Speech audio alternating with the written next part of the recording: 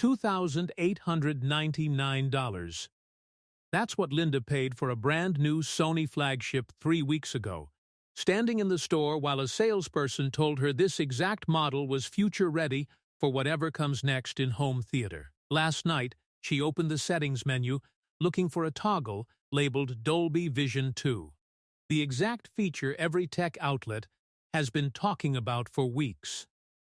It wasn't there. It's never coming. Not through a software update, not through a firmware patch, not ever. Because the chip soldered inside her 3-week-old television physically cannot run it. That's the exact fear behind this entire video. And here's my promise to you. By the time this video ends, you will know exactly whether your current TV or the one you're about to buy can ever get Dolby Vision 2, using nothing but the model number on the box, plus the full list of 2026 brands confirmed to support it and the ones flat-out refusing to. That's not a vague claim. You'll be able to check your own TV against this list before you finish your coffee. And this isn't a guess dressed up as expertise. Every brand, every chip name, and every rollout date in this video comes directly from confirmed 2026 product lineups and manufacturer roadmaps, cross-checked against the exact silicon each one is actually shipping with.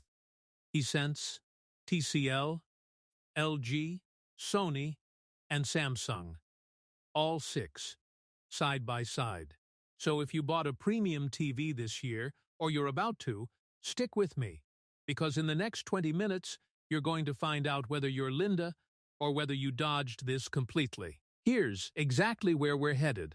First, I'm decoding exactly what Dolby Vision 2 actually changes on your screen.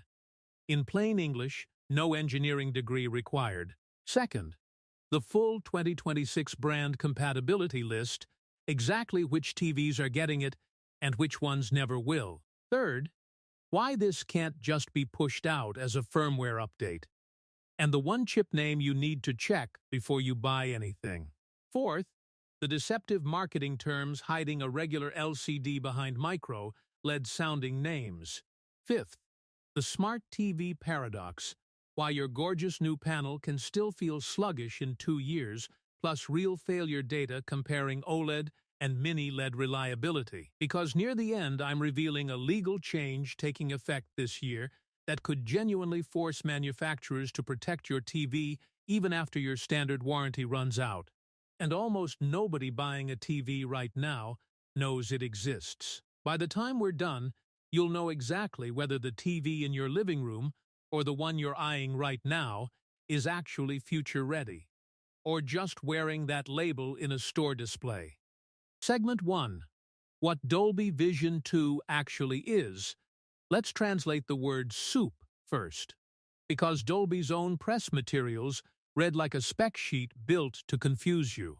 Dolby Vision 2 isn't a new coat of paint on the same feature, it's a full processing rebuild called Content Intelligence, and it breaks down into 3 plain English pieces you'll actually notice on your screen. First, Precision Black. Term, Precision Black. Plain English translation, your dark movie scenes stop looking like a flashlight pointed into a black hole. The TV lifts just enough shadow detail so you can actually see what's happening in a night scene without washing out the black level. Why it matters to you, on movie night, you stop pausing and cranking the brightness just to see a character's face in a dark hallway. Second, LightSense 2. Term, LightSense 2. Translation, a physical light sensor built into the television itself, approved by Dolby, that watches your actual room and adjusts contrast and color in real time. Why it matters to you, the same movie looks correct whether you're watching at 2 in the afternoon with the blinds open or at midnight with the lights off, without you ever touching a settings menu. Third, sports optimization. Term, sports optimization. Translation, the picture automatically tightens motion and color specifically for fast panning shots, like a receiver sprinting down the sideline. Why it matters to you: less blur and less smear during exactly the moments you're leaning forward on the couch. And at the very top sits Dolby Vision 2 Max, reserved for the priciest sets, adding authentic motion, where the director themselves bakes in exactly how much motion smoothing should happen shot by shot, so you get smooth motion without that cheap soap opera look. And honestly, it's genuinely useful, genuinely new. But here's the sentence that should stop you before you swipe your card. None of it works unless the exact chip inside your TV was built for it.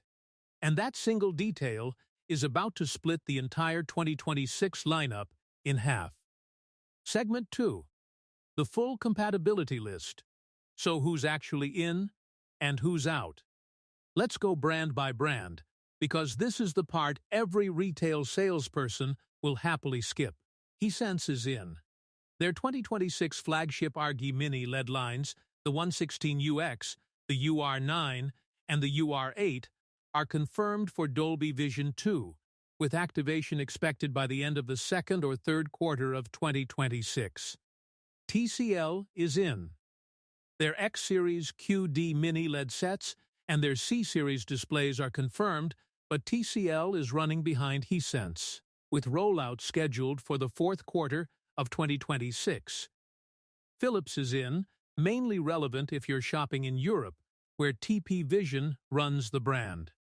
The old 811, old 911, and old 951 are confirmed, but the update isn't expected until late 2026, around October. Now the holdouts. LG is out, full stop, across its flagship G6, C6, and W6 old lineup this year. Sony is out too, but for a different reason worth understanding. Its Bravia 9 Mark II and Bravia 7 Mark II are built around the older Pentonic 1000 chipset, which physically lacks the hardware partition Dolby Vision 2 needs. And Samsung is out entirely by choice, not by hardware limitation. Samsung has run its own separate ecosystem for years, and its 2026 premium lineup, the S99H, S95H, and R95H, run on its own HDR10 plus advanced standard with proprietary Eclipse audio instead of adopting Dolby's format at all. So if you already own or you're about to buy an LG, a Sony, or a Samsung, you are not getting Dolby Vision 2 this year, and depending on the brand, possibly ever. That's not a flaw in your television. It simply existed before this format did, or it was built by a company that chose a different lane entirely.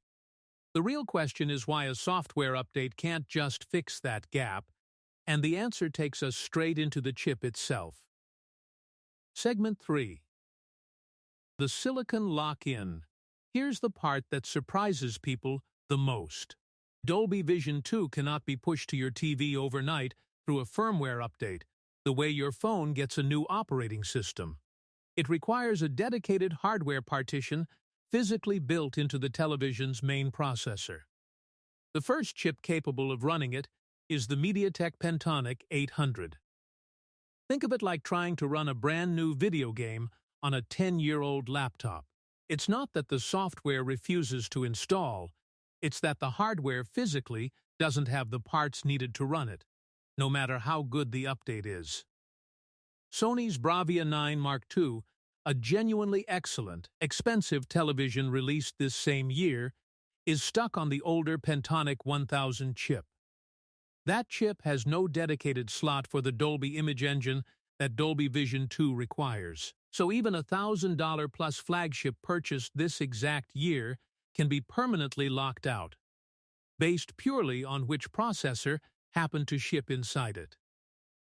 Here's the one piece of good news. Dolby Vision 2 is fully backward compatible, meaning older Dolby Vision TVs will still play new content correctly. They simply won't get the newer Precision Black, LightSense 2, or sports optimization improvements layered on top. Your TV won't go dark, it just won't get any smarter. So before you buy anything marketed as future-ready this year, There's exactly one thing to check, and it isn't the box art, it's the chip name buried 3 menus deep in the specifications. Segment 4, the branding trap, now for the part that actually makes me a little annoyed on your behalf. Walk into any electronics store this year and you'll see 3 shiny new terms plastered across premium TVs. True RGB, that's Sony's label. Micro RGB, that's Samsung and LG's label. RGB Mini LED, that's Hisense and TCL's label. Term, RGB backlighting. Translation: instead of one plain white LED shining through a color filter, these TVs use tiny red, green, and blue LEDs directly inside the backlight, which does genuinely improve color, pushing coverage up toward 91% of the BT 2020 color space. Why it matters to you: richer, more accurate color, especially in bright scenes. Here's the catch. All 3 of those names are deliberately chosen to sound like micro LED, a completely different, far more expensive, self-emissive display technology. The same category as Samsung's The Wall or Hisense's 163MX. Those true micro LED displays don't use a liquid crystal layer at all. Every single pixel lights itself. What you're actually buying with true RGB, micro RGB, or RGB Mini LED is still, underneath the marketing, a backlit LCD.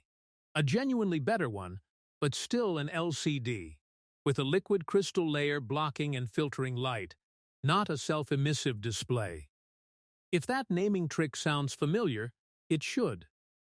It's the exact same move Samsung pulled in 2017, branding backlit LCDs as QLED to borrow prestige from true OLED screens without actually being one. So when a salesperson tells you that you're buying next-generation display technology, ask one specific question. Is this a self-emissive panel? Or is this backlit LCD wearing a new name? That single sentence will save you from paying micro LED prices for LCD hardware. Segment 5, the smart TV paradox and the real failure data. Here's a frustration almost everyone in this audience has already lived through, whether or not you knew the name for it. You buy a beautiful new TV. The picture is stunning for the first year, and by year 2 or 3, the remote lags half a second behind every button press. Apps take forever to open, and the whole thing just feels sluggish. That's the smart TV paradox.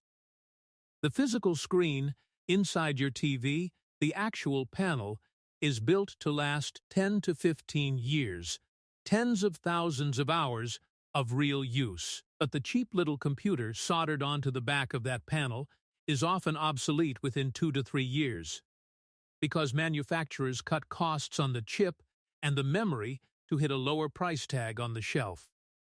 And it's not just age slowing that chip down.